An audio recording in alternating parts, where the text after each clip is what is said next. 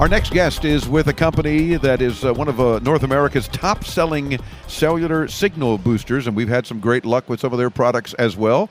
He is Vice President of Sales and Marketing for Wilson Electronics, Chris Rutherford. Chris, welcome into Tomorrow. How are you doing? Doing well, thank you. It's a pleasure to have you guys with us. Not only, as I mentioned, have we had some good success with some of your products that make a big difference, but it's always fun to talk about the cool things that Wilson Electronics is coming out with. So what are you showing and promoting here at CES this year? Well, this year the number one product that we're going to be talking about is the DT4G.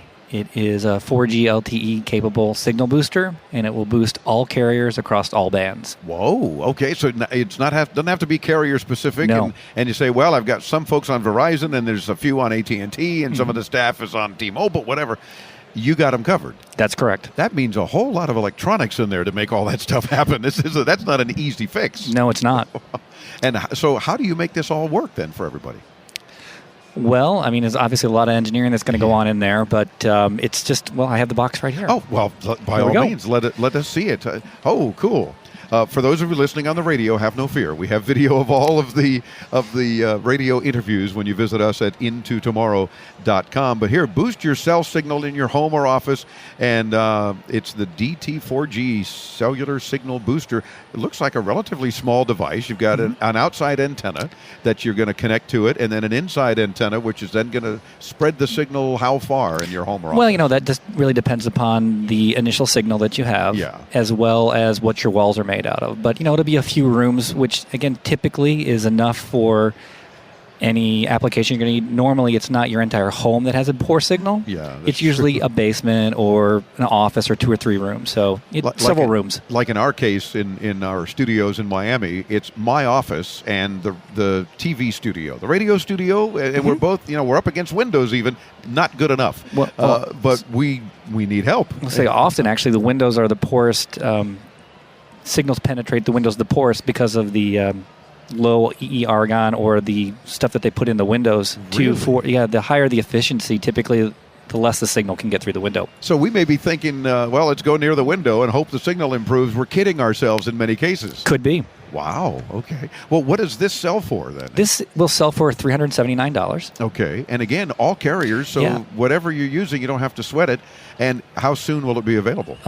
It will be available within, we're waiting for the FCC certification, and as soon as we have that, it will ship. We would assume we'll be shipping it within the next month. Oh, good. Well, the government, they're there to help, so let's hope they speed things up, because they know this is something that's going to be helpful to not only consumers, but business folks who have cellular issues in their business or warehouse, whatever the case.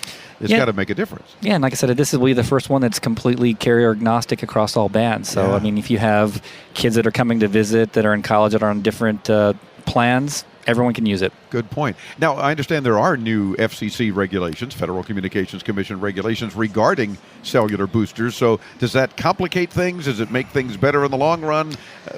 How is that playing a role here? I think it's really going to be helpful in the long run. What it's doing is it's putting down a baseline requirement.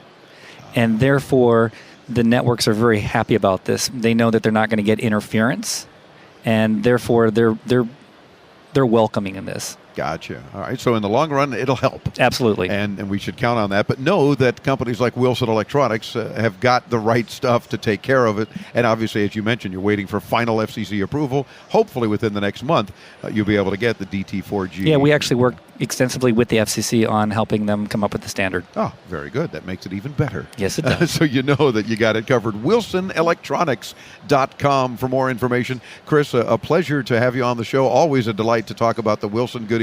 And this, no doubt, will do an even better job than your previous stuff that was doing a good job.